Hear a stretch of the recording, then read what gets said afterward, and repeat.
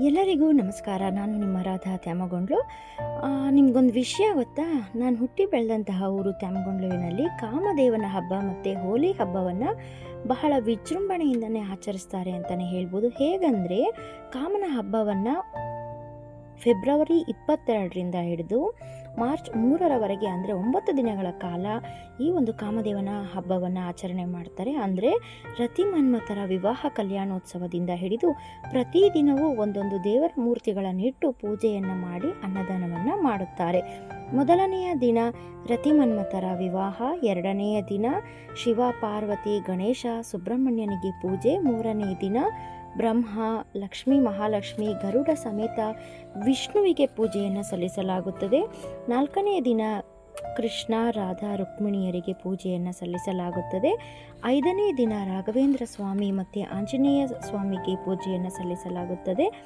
ಆರನೇ ದಿನ ರಾಮ ಲಕ್ಷ್ಮಣ ಸೀತೆ ಆಂಜನೇಯನಿಗೆ ಪೂಜೆಯನ್ನು ಸಲ್ಲಿಸಲಾಗುತ್ತದೆ. ಮತ್ತು 7ನೇ ದಿನ ಶನಿ ಮಹಾತ್ಮನಿಗೆ, 8ನೇ ದಿನ ನರಸಿಂಹಸ್ವಾಮಿಗೆ, 9ನೇ ದಿನ ತಿರುಪತಿ ತಿಮ್ಮಪ್ಪನಿಗೆ ಪೂಜೆಯನ್ನು ಸಲ್ಲಿಸಲಾಗುತ್ತದೆ. ಹೀಗೆ 9 ದಿನಗಳ ಕಾಲ ಈ ಕಾಮದೇವನ ಹಬ್ಬವನ್ನು ಆಚರಣೆ ಮಾಡಲಾಗುತ್ತದೆ. ಆ 9ನೆಯ ದಿನದಂದು ಹೋಲಿ ಹುಣ್ಣಿಮೆಯ ಕಾಮದಹನವನ್ನು ಮಾಡ್ತಾರೆ. ಇದಕ್ಕೆ ಹೋಲಿಕಾ ಕಾಮದಹನ ಅಂತ ಹೇಳಿ ಕೂಡ ಕರೀತಾರೆ.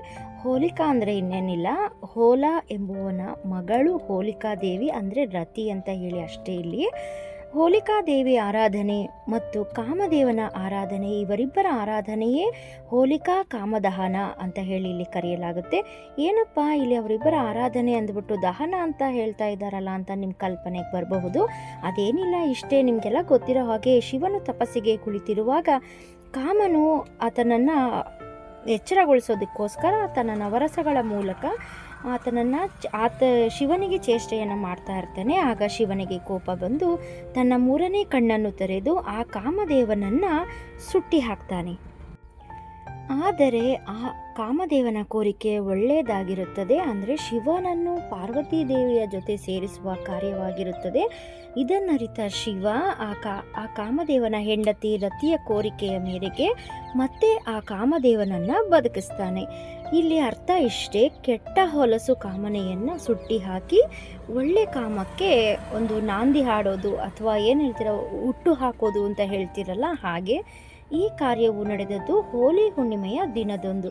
ಅದಕ್ಕಾಗಿ ಆ ದಿನವನ್ನು ಹೋಲಿಕಾ ಹುಣ್ಣಿಮೆ ಅಂತ ಹೇಳಿ ಕೂಡ ಕರೀತಾರೆ. ಇದೊಂದು ಕತೆ. ಆದರೆ ಇನ್ನೂ ಒಂದು ಕತೆ ಇದೆ. ಏನಪ್ಪ ಅಂತ ಅಂದರೆ, ಹಿರಣ್ಯಕಶ್ಯಪವನ್ನು ನರಸಿಂಹಸ್ವಾಮಿಗೆ ಕೊಂದದ್ದು ಕೂಡ ಅದೇ ಹುಣ್ಣಿಮೆಯ ದಿನದಂದು. ಅದಕ್ಕೋಸ್ಕರ ಆ ಒಂದು ದಿನವನ್ನು ಹೋಲಿಕಾ ಹುಣ್ಣಿಮೆ ಅಂತ ಹೇಳಿ ಕೂಡ ಕರೀತಾರೆ. ಮತ್ತು ಅಷ್ಟೇ ವಿಶೇಷತೆ ಕೂಡ, ಈ ಹೋಲಿಕಾ ಹುಣ್ಣಿಮೆಯ ದಿನ ಹಸುವಿನ ಸಗಣಿಯಿಂದ ಮಾಡಿರ್ತಾರೆ ಅಲ್ವಾ, ಆ ಒಂದು ಬೆರಣಿಗಳು, ಕಟ್ಟಿಗೆಗಳು, ಕೆಲವು ಸಿಡಿಮದ್ದುಗಳನ್ನು ಬಳಸಿ ಒಂದು ಚಿತೆಯನ್ನು ರೆಡಿ ಮಾಡಿ ಕಾಮದಹನವನ್ನು ಮಾಡುತ್ತಾರೆ. ಈ ಚಿತೆಯ ಮುಂದೆ ನಾವು ಯಾವುದಾದರೂ ಸಂಕಲ್ಪ ಮಾಡಿಕೊಂಡರೆ ಅದು ನೆರವೇರುತ್ತದೆ ಅಂತ ಕೆಲವರ ನಂಬಿಕೆಯಾಗಿದೆ. ಇರಲಿ, ಮರುದಿನ ಇದಿಷ್ಟು ಅವತ್ತಿನ ಒಂದು ಕಾರ್ಯವಾದರೆ, ಅವತ್ತಿನ ಮರುದಿನ ಎಲ್ಲರೂ ಕೂಡ ಬಣ್ಣ ಬಣ್ಣದ ರಂಗುರಂಗಿನ ಹೋಲಿಯನ್ನು ಒಬ್ಬರು ಮತ್ತೊಬ್ಬರಿಗೆ ಹಾಕುತ್ತಾ ವಿಜೃಂಭಣೆಯಿಂದ ಹೋಲಿ ಹಬ್ಬವನ್ನು ಆಚರಿಸುತ್ತಾರೆ.